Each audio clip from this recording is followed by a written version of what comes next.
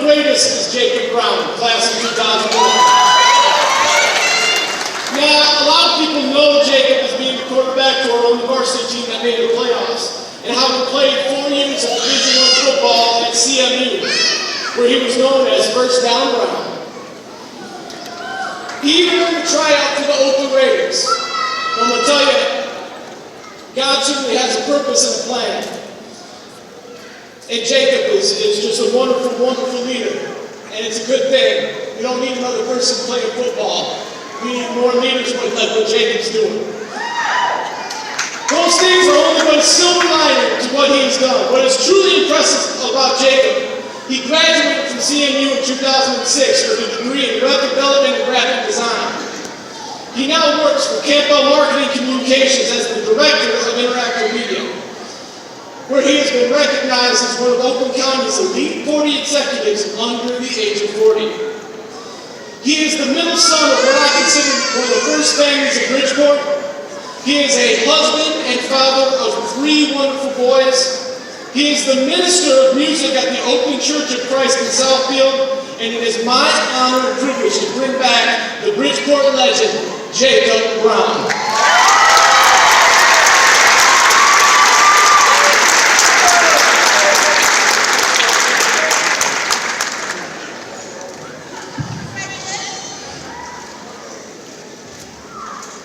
Good evening.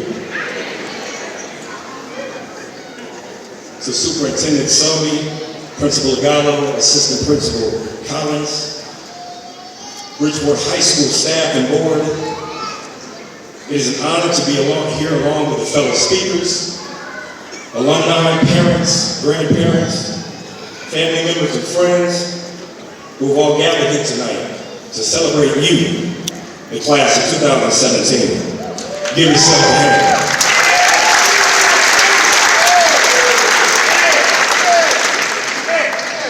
Now, when I was first asked to come speak with you tonight, the first question I said was, "Are you sure?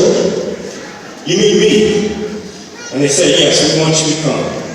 And I was extremely honored and humbled, and to be honest, I was shocked that I would be picked to come and speak with such an honor. From that moment, I began thinking, what can I tell these young men and women that might help them in the next chapter of their lives? And also keep their attention without seeing any of those fidget spinners. The first thing that came to my mind was, I can't miss the opportunity to take a selfie from the stage. So we're going to take it.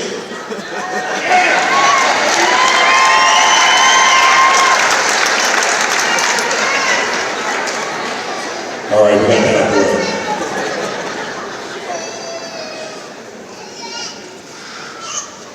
I'm going to post that to my Instagram a little later, and I'm going to use the hashtag Bridgeport Class of 2017. So everybody go find it, like it, comment, repost it. And if you can't find the hashtag or me, then you probably shouldn't be graduating this morning. Now, I'm not here to bore you with some long lecture that you only forget as soon as you hit the door. That's what you have Mr. Ladd for.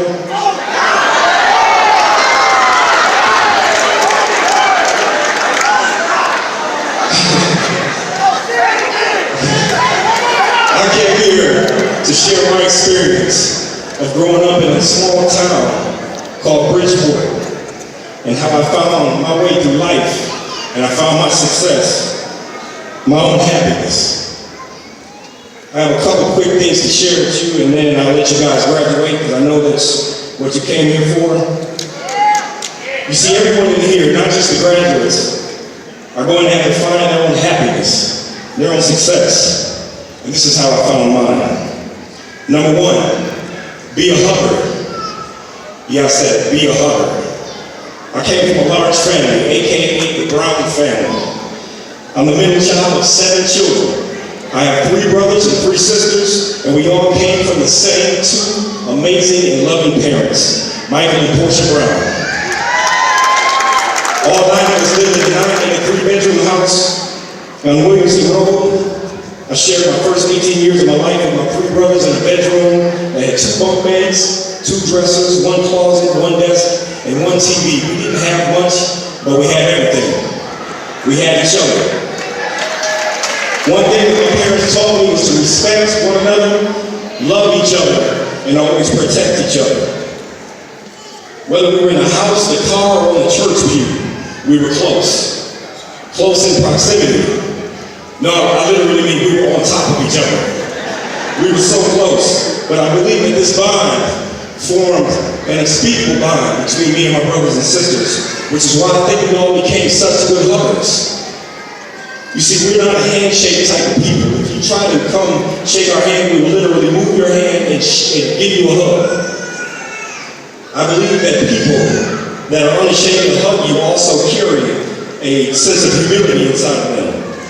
You ever see those videos of those people that are hugging people with blindfolds on the street and say free hugs on their sign? I believe that those people are trying to show that there's still good people in this world, trusting people and loving people in this world. At a time when the world needs more love and less hate, be a hugger. Class of 2017, we need more huggers in this world. My second point is to be different. Now when I say be different, I'm not talking about Kanye different. That's too different. But be true to yourself and who you know that you are. We are all unique in our own ways, and that's okay. Our differences make us the individuals that we are.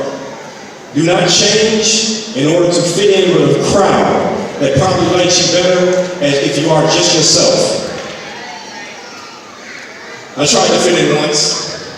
Some of you might laugh at this story.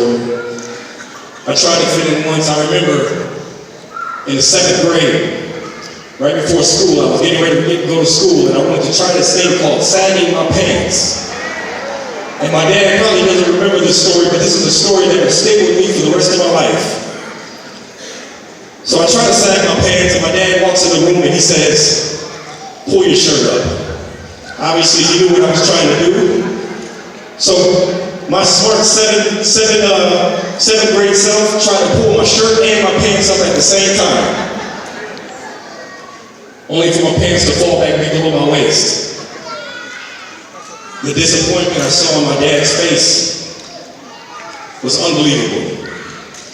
He just looked at me with disappointment and he said, Jacob, you think that you're being cool, but you're just going to look like a cool fool. So from that moment on, I decided that I was going to wear my pants around my waist and carry myself with dignity and honor and respect myself and my family.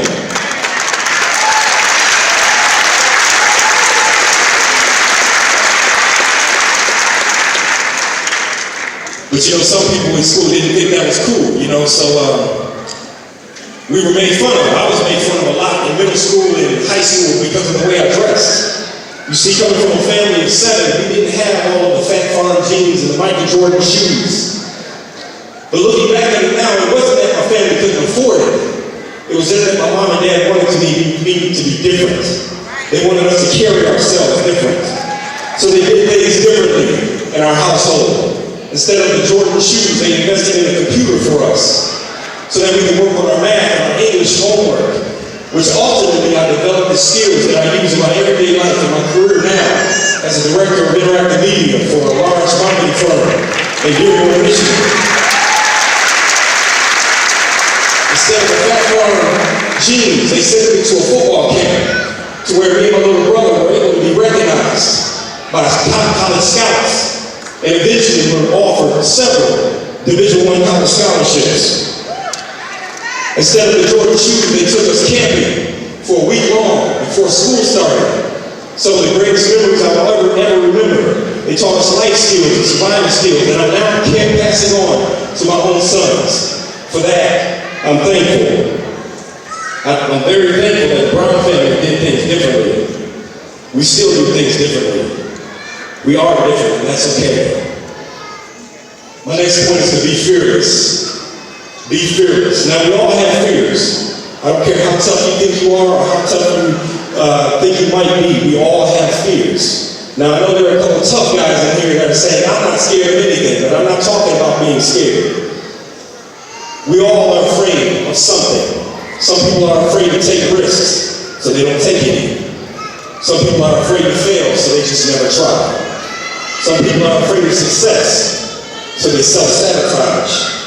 I'm here to tell you that having a little fear is a good thing. as long as you use it as fuel.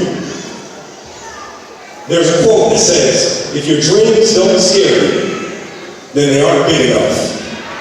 For the first 3 years of my college football career, I played afraid. I said it, I played afraid. I didn't play scared. Now, I wasn't afraid to get hit, and I wasn't afraid to hit, but I played afraid. Now, what I mean by afraid was, I was afraid to be successful. I was afraid to be successful. You see, my first years of football, from the 5th grade to the 12th grade, I played quarterback. I mastered quarterback.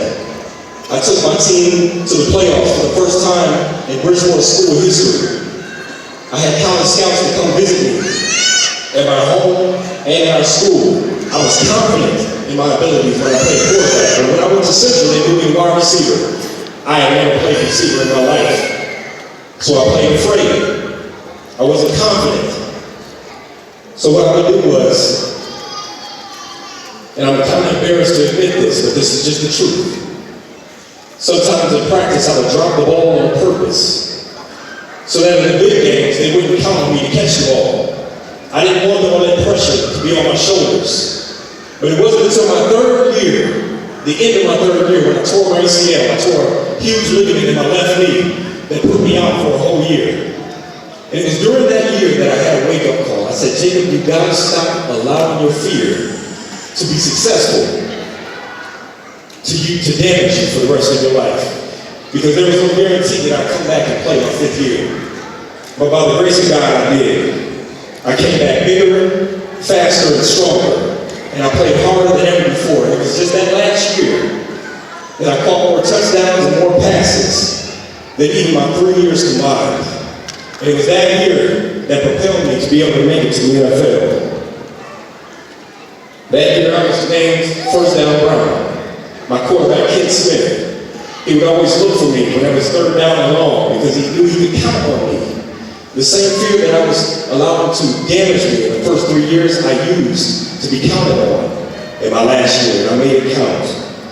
I'm here to tell you that a little fear is a good thing, because the greatest things that are going to happen to us in life are right on the other side of fear.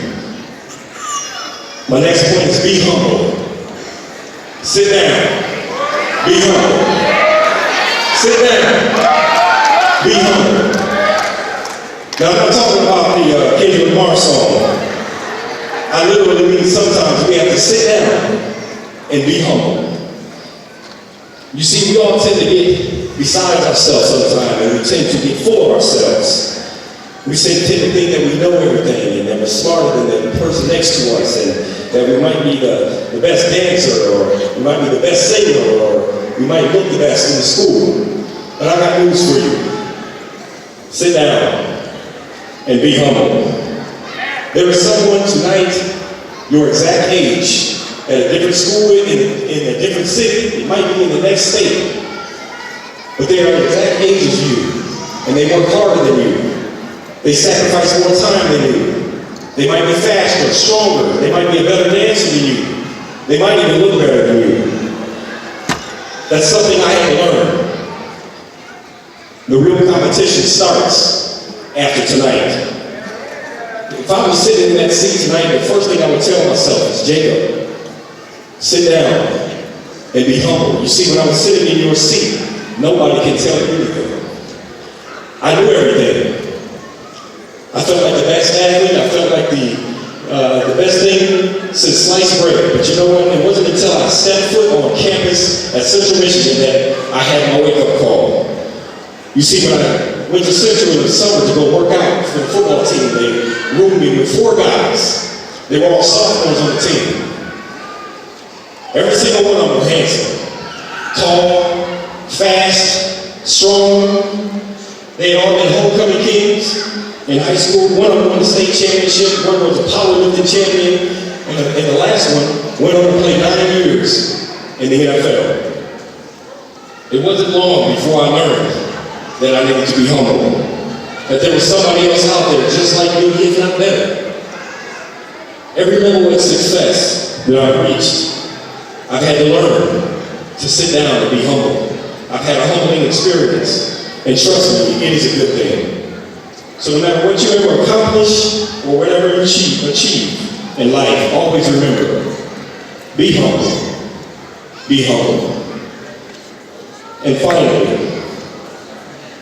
be thankful. Be thankful. And I'm going to keep this one short. If you don't remember anything else I said tonight, please remember this.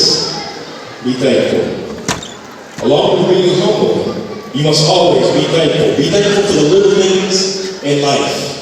Because at night when you lay your head down on that pillow, the little things are the only things that are going to matter to you. Out of all the accomplishments that I've ever achieved and been blessed to make, my first Grand Slam, I was in 10-100 baseball on my birthday, catching NFL passes next to Randy Moss, being in the top 40 under 40 for the top executives in Metro Detroit. My greatest accomplishment and my greatest joy is seeing how excited my sons are when I come home from work and they're standing at that door smiling at me. And when I walk through that door, they jump on me and they give me the biggest hug and they can't wait to tell me about their day. That is my greatest joy. There's a quote that says, "A truly rich man is one whose children run into his arms when his hands are empty." Now, I don't have a lot of money, and I'm not rich by any means.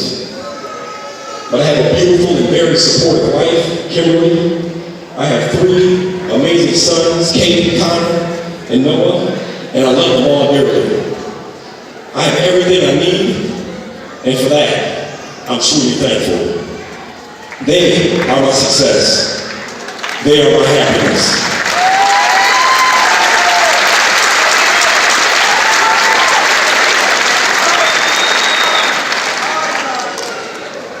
Bridgeport class of 2017. Be hunters. Be different. Be fearless. Be humble. Be thankful. And go find your happiness. Thank you.